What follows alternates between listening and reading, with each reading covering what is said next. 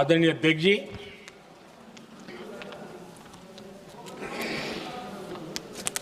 वंदे मातरम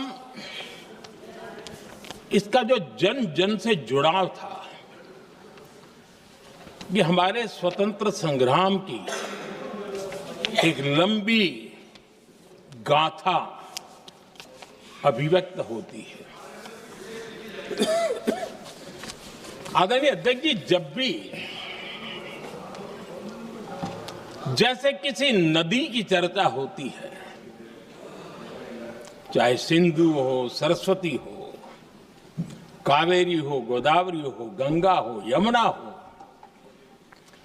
उस नदी के साथ एक सांस्कृतिक धारा प्रवाह, एक विकास यात्रा का धारा प्रवाह, एक जन जीवन की यात्रा का प्रवाह उसके साथ जुड़ जाता है।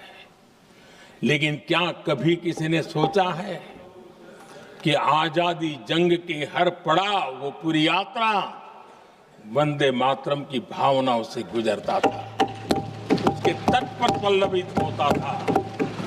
ऐसा भाव काव्य शायद दुनिया में कहीं उपलब्ध नहीं होगा। आदरणीय अध्यक्ष जी,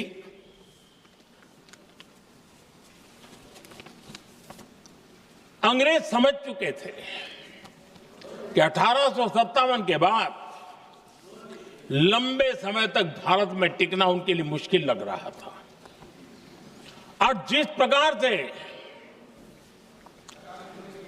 वो अपने सपने लेकर के आए थे, तब उनको लगा कि जब तक भारत को बांटेंगे नहीं, जब तक भारत को टुकड़ों में नहीं बांटेंगे, भारत में ही लोगों को एक दूसरे से लड़ाएंगे नहीं, तब तक यहां राज करना मुश्किल है। और अंग्रेजों ने बांटो और राज करो इस रास्ते को चुना और उन्होंने बंगाल को इसकी प्रयोगशाला बनाया, क्योंकि अंग्रेज भी जानते थे वो एक वक्त था जब बंगाल का बौद्धिक सामर्थ्य देश को दिशा देता था, देश को ताकत देता था, देश को प्रेरणा देता था। और इसलिए अंग्रेज भी चाहते थे कि बंगाल का ये जो सामर्थ्य है वो पूरे देश की शक्ति का एक प्रकार से केंद्र बिंदु है। और इसलिए अंग्रेजों ने सबसे पहले बंगाल के टुकड़े करने की दिशा में काम किया। और अंग्रेजों का मानना था कि एक बार बंगाल टूट गया तो ये देश भी टूट जाएगा और वो यावत चंद्र दिवाकरो राज करते रहेंगे, ये इनकी सोच थी। 1905 में अंग्रेजों ने बंगाल का विभाजन किया, लेकिन जब अंग्रेजों ने 1905 में ये पाप किया तो वंदे मातरम चट्टान की तरह खड़ा रहा। बंगाल की एकता के लिए वंदे मातरम गली गली का नाद बन गया था और वही नारा प्रेरणा देता था। अंग्रेजों ने बंगाल विभाजन के साथ ही भारत को कमजोर करने के बीच और अधिक बोने की दिशा पकड़ ली थी। लेकिन वंदे मातरम एक स्वर एक सूत्र के रूप में अंग्रेजों के लिए चुनौती बनता गया और देश के लिए चट्टान बनता गया। आदरणीय अध्यक्ष जी, बंगाल का विभाजन तो हुआ, लेकिन एक बहुत बड़ा स्वदेशी आंदोलन खड़ा हुआ और तब वंदे मातरम हर तरफ गूंज रहा था। अंग्रेज समझ गए थे कि बंगाल की धरती से निकला बंकिम दा का ये भाव सूत्र।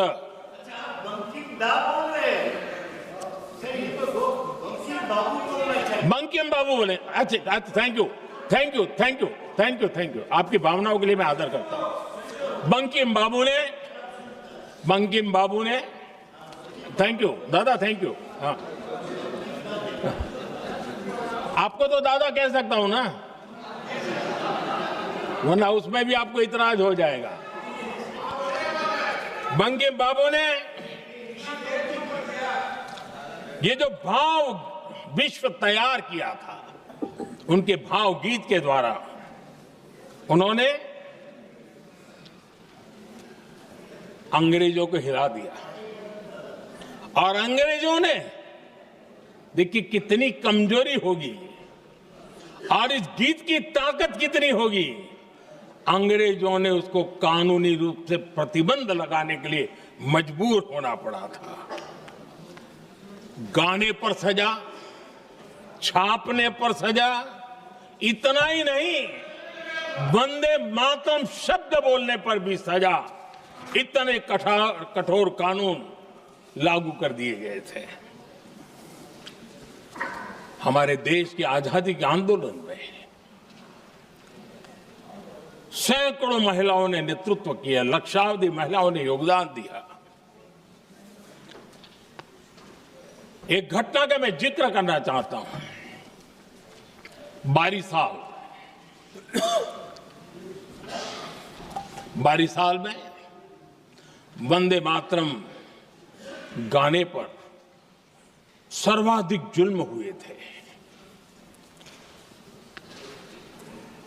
वो 22 साल आज भारत का हिस्सा नहीं रहा है। और उस समय 22 साल की हमारी माताएं, बहनें, बच्चे मैदान में उतरी थी वंदे मातरम के स्वाभिमान के लिए। इस प्रतिबंध के विरोध में लड़ाई के मैदान में उतरी थी। और तब 22 साल की एक वीरांगना श्रीमती सरोजिनी बोस, जिन्होंने उस जमाने में वहां की भावना को देखिए, और उन्होंने कहा था कि वंदे मातरम जो प्रतिबंध लगा है, जब तक ये प्रतिबंध नहीं हटता है, मैं अपनी चूड़ियां जो पहनती हूं निकाल दोगी।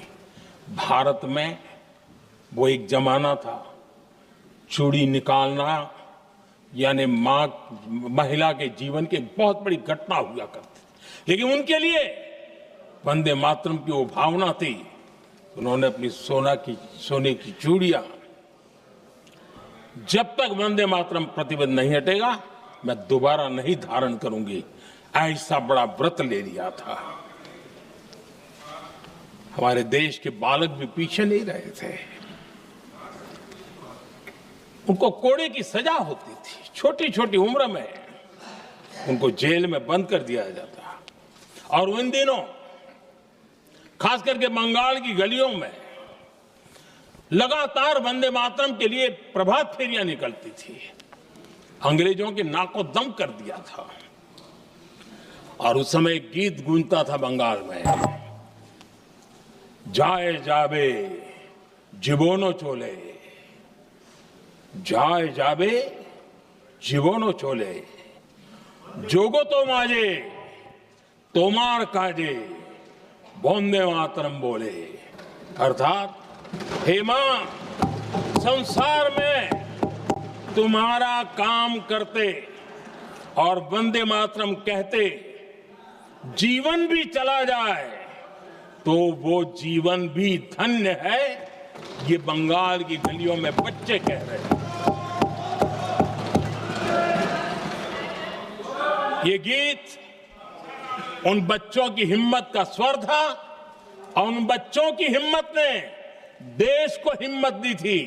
बंगाल की गलियों से निकली आवाज देश की आवाज बन गई थी।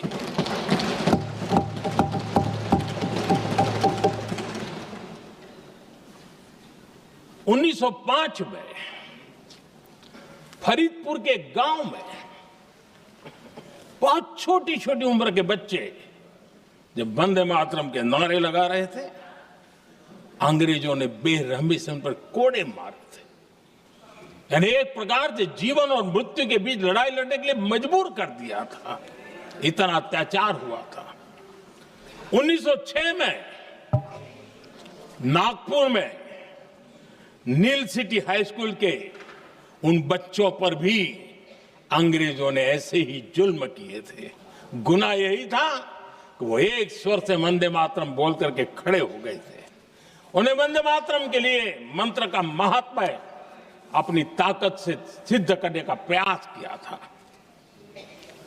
हमारे जांबाज सपूत बिना किसी डर के फांसी के तख्त पर चढ़ते थे और आखिरी सांस तक वंदे मातरम, वंदे मातरम, वंदे मातरम, यही उनका भाव घोष रहता था। खुदीराम बोस, मदनलाल ढींगरा, राम प्रसाद बिस्मल, अशफाक उल्लाह खान, रोशन सिंह, राजेंद्र नाथ लाहिड़ी, रामकृष्ण विश्वास, अनगिनत जिन्होंने वंदे मातरम कहते कहते फांसी के फंदे को अपने गले पर लगाया था। लेकिन देखिए, ये अलग अलग जेलों में होता था, अलग अलग इलाकों में होता था। प्रक्रिया करने वाले चेहरे अलग थे, लोग अलग थे। जिन पर जुल्म हो रहा था उनकी भाषा भी अलग थी, लेकिन एक भारत श्रेष्ठ भारत, इन सब का मंत्र एक ही था, वंदे मातरम।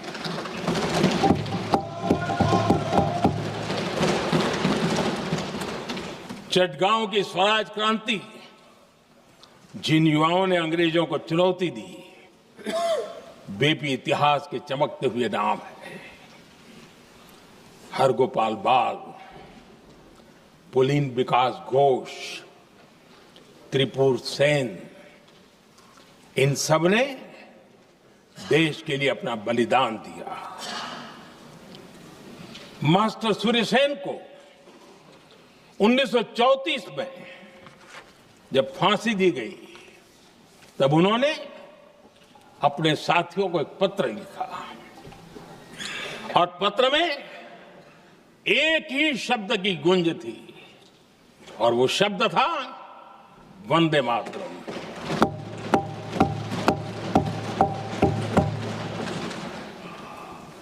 आदरणीय अध्यक्ष जी, हम देशवासियों को गर्व होना चाहिए। दुनिया के इतिहास में कहीं पर भी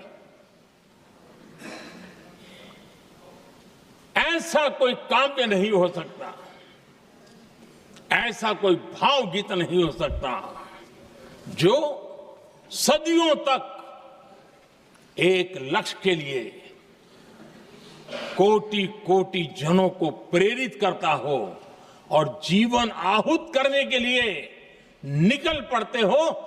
दुनिया में ऐसा कोई भावगीत नहीं हो सकता जो वंदे मातरम।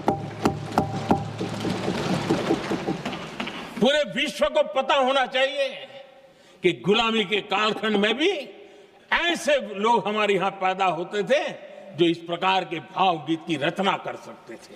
ये विश्व के लिए अजूबा है, हमें गर्व से कहना चाहिए, तब दुनिया भी मानना शुरू करेगी। ये हमारी स्वतंत्रता का मंत्र था, ये बलिदान का मंत्र था, ये ऊर्जा का मंत्र था, ये सात्विकता का मंत्र था, ये समर्पण का मंत्र था, ये त्याग और तपस्या का मंत्र था, संकटों को सहने का सामर्थ्य देने का ये मंत्र था, और वो मंत्र वंदे मातरम था। और इसलिए गुरुदेव रविंद्रनाथ टैगोर ने लिखा था, उन्होंने लिखा था, एकी सूत्रे बांधी आछी सोहस्त्रोटी मौन, एकी कार्य सौंपी आछी सहस्त्रो जीवन, वंदे मातरम। अर्थात एक सूत्र में बंधे हुए सहस्त्र मन, एक ही कार्य में अर्पित सहस्त्र जीवन, वंदे मातरम। ये रविंद्रनाथ टैगोर जी ने लिखा। आदरणीय अध्यक्ष जी, उसी कालखंड में वंदे मातरम की रिकॉर्डिंग दुनिया के अलग अलग भागों में पहुंची और लंदन में जो क्रांतिकारियों की एक प्रकार से तीर्थ भूमि बन गया था, वो लंदन का इंडिया हाउस, वीर सावरकर जी ने वहां वंदे मातरम गीत और वहां ये गीत बार बार गूंजता था। देश के लिए जीने मरने वालों के लिए वो एक बहुत बड़ा प्रेरणा का अवसर रहता था। उसी समय बिपिन चंद्र पाल और महर्षि अरविंद घोष, उन्होंने अखबार निकाले। उस अखबार का नाम भी उन्होंने वंदे मातरम रखा। यानी डगर डगर पर अंग्रेजों की नींद हराम करने के लिए वंदे मातरम काफी हो जाता था और इसलिए उन्होंने इस नाम रखा। अंग्रेजों ने अखबारों पर रोक लगा दी तो मैडम भिकाजी कामा ने पेरिस में एक अखबार निकाला और उसका नाम उन्होंने वंदे मातरम रखा। आदरणीय अध्यक्ष जी, वंदे मातरम ने भारत को स्वावलंबन का रास्ता भी दिखाया। उस समय माचिस की डिबिया, मैच बॉक्स, वहां से लेकर के बड़े बड़े शिप, उस पर भी वंदे मातरम लिखने की परंपरा बनी और बाहरी कंपनियों को चुनौती देने का एक माध्यम बन गया, स्वदेशी का एक मंत्र बन गया। आजादी का मंत्र स्वदेशी के मंत्र की तरफ विस्तार